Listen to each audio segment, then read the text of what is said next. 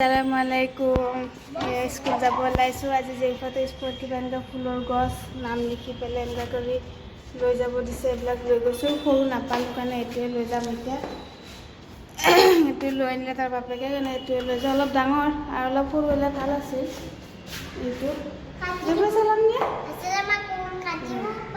এইটো ব'লা এতিয়া আমি নামি যাওঁ। এইটো গছ আজি লৈ যাব দিছে, লৈ যাওঁ। কাহ হৈ আছে, জেৰিফাৰৰ কাহ, মোৰো কাহ।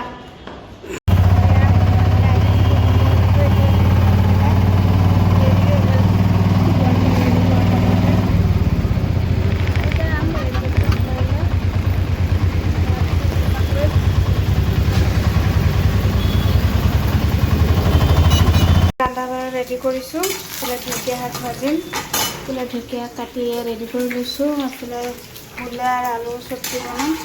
এইফালে পিঁয়াজ বহাই দিছোঁ। শাকটো এইফালে দি দিওঁ।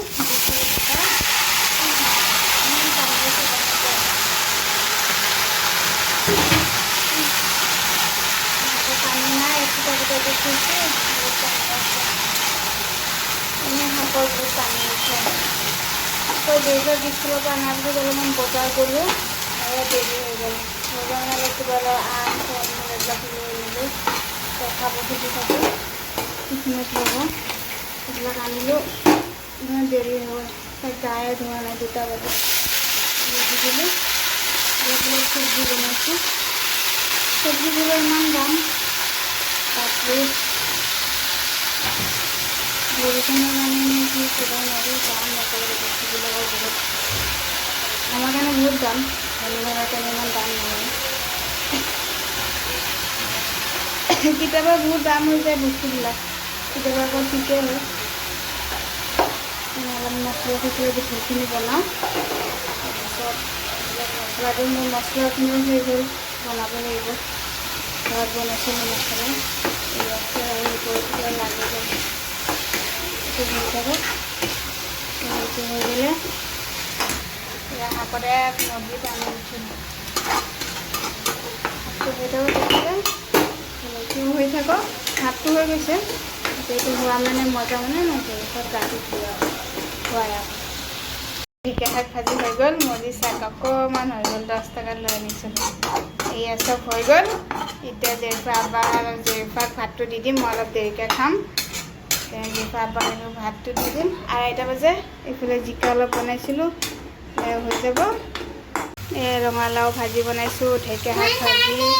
ৰ'বা, ইমান চিঞৰিছে জেৰিফাই। ৰঙালাও ভাজি বনাইছোঁ, ঢেকীয়া শাক ভাজি বনাইছোঁ, ৰঙালাও ভাজি। ইমান নিচিঞৰে নহয় জেৰিফা, কেলৈ চিঞৰিছা? তাই চিঞৰি আছে, তাই গাটো ধোৱাওঁ। এয়া মোৰ ৰঙালাও ভাজি ৰেডি। দুপৰীয়া ভাত খাব ওলাইছোঁ। এয়া ঢেকীয়া শাক ভাজি, এয়া জিকা দি লাও বনাইছিলোঁ, এইবিলাক চব্জি। দুপৰীয়া ভাত চাত খাব ওলাইছোঁ। আহা জেৰিফা, হাইটো জেৰিফা স্কুলৰ পৰা আহি এইবিলাক চব ওলাই লৈছে, খেলনা চেলা। এইফালে পাকঘৰৰ পৰা কেটেলি আনি দিছে। কি কৰিম মই বুজি নাপাওঁ তাইৰ লগত। আহা আহা, ভাতটো খাই লোৱা, জল্দি আহা। এয়া ৰাতি ৰন্ধা কৰিব ওলাইছোঁ। চিকেন বনাম আজি। চব মছলা টেমাটো ৰেডি কৰি লৈছোঁ। এইফালে মছলা আৰু অলপ চিকেন অলপ আনিছিলোঁ, চিকেন বনাম। এইফালে দালি হৈ গ'ল। চিকেন আজি দেখোন শুকানকৈ ভাজিম। চিকেনটো আগতে দি দিওঁ। চিকেনটো আমি শুকানকৈ ভাজা কৰিম। মছলাবোৰো হৈ গ'ল। কালি মই চব মছলা বনাব লাগিব। মছলাখিনি দিলোঁ, আদা নহৰুকেইটা দিয়ে আছোঁ। চব দিছোঁ। 10টা বাজে। চিকেনটো অলপ দেৰিকৈ আনিবতো, অলপমান টাইম লাগিছে।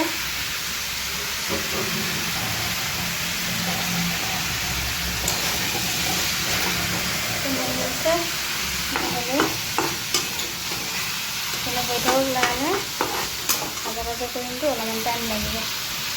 এয়া মোৰ হৈ গ'ল ভাত ৰেডি। এইফালে চিকেনো হৈ গ'ল। এয়া চিকেন মুচি, এইফালে দালি হৈ গ'ল। জেৰিফা আব্বাক খাব দি দিওঁ। এই দুটাক দি দিওঁ, ৰাতিপুৱা আকৌ কামত যাব। এইফালে ৰুটি 2টা আজি বনাইছোঁ। এনেকৈ ৰুটি অলপ ভাত, ৰুটি খাব বোলে। 2টা ৰুটিও বনাইছোঁ। মাংসটো একদম ভাজা ভাজা কৰোঁতে কেৰাহীৰ তলফালে লাগি গৈছে একদম। এয়া মোৰ মাংস হৈ গ'ল, বাৰী একেবাৰে দিয়ে দিওঁ। এইফালে দালি এইফালে ওলাই লৈছোঁ, দেৰি হৈছে, ভোক লাগিছে বোলে সোনকালে খাই। এইফালে দি দিওঁ হাত দুটাক, এইফালে মাংসখিনিও ওলাই দিওঁ, কি কৰে কেনেকৈ খাই খাক। এইফালে দি দিওঁ, এয়া হৈ গ'ল।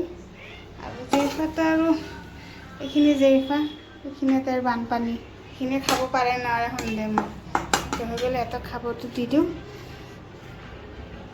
খোৱাখিনি লৈ যাই আছোঁ, খাব দি দিওঁ।